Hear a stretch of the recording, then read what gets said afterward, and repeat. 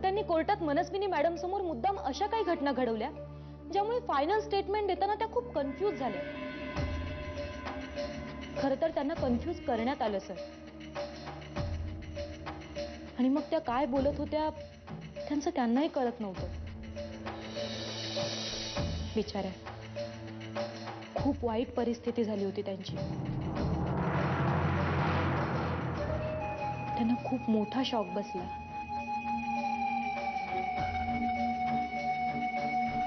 पण सर आम्ही काहीच नाही करू शकलो। म्हणजे हे सगळं षडयंत्र मनूला वेडं ठरवण्यासाठी रचण्यात आलं होतं। कुठल्या असायलममध्ये नेलंय तिला? सरकारी असायलम मध्ये। मीरा पटवर्धन मला म्हणाल्या की त्या मॅडमना तिथून सोडवण्यासाठी पूर्ण प्रयत्न करतील म्हणून। सर आपण मॅडमना तिथून सोडवू शकतो, पण त्यांच्या मनावर जो परिणाम झालाय तो कितपत दूर होऊ शकेल हे नाही सांगता येत सर। कोर्टात सगळे साक्षीदार त्यांच्या विरोधात साक्ष देत होते, त्यांना वेळ ठरवत होते, तेव्हा तर त्या खूप खचून गेल्या होत्या सर।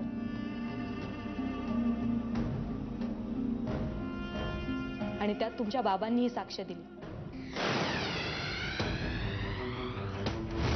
त्यांनी असं सांगितलं की मनस्विनीला वेड लागले असं त्यांनाही वाटतंय।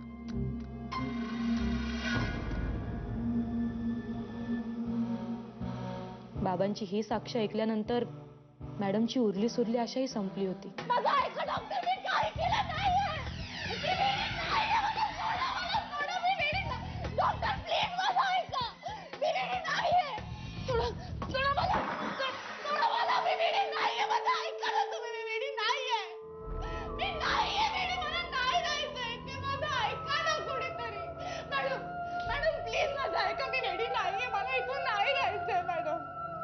इथे येणारे सगळे वेडे असंच म्हणत असतात, गप्प पडून राहा इथे।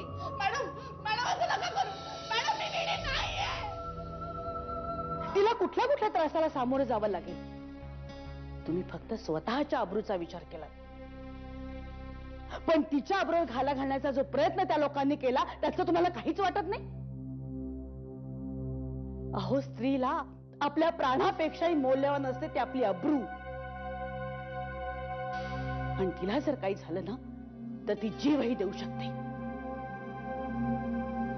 आणि आपली मनू एक्झॅक्टली तेच करते।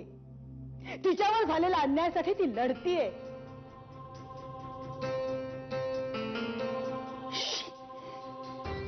आपण मात्र तिला समजूनच घेतलं नाही, आपण तिलाच दोषी ठरवत बसलो।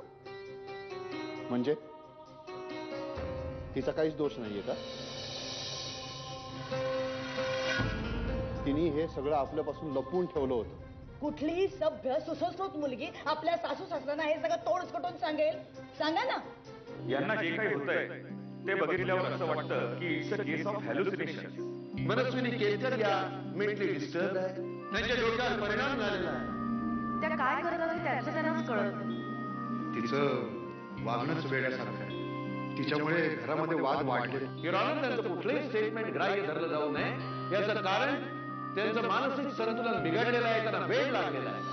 It's a case of hallucination. त्यांच्या डोक्यावर परिणाम झालेला आहे। त्या काय करत होत्या त्याचं त्यांनाच कळत नाही। तिचं वागणंच वेड्यासारखं आहे। तिला सांगितलं होतं समजावून, पण नाही।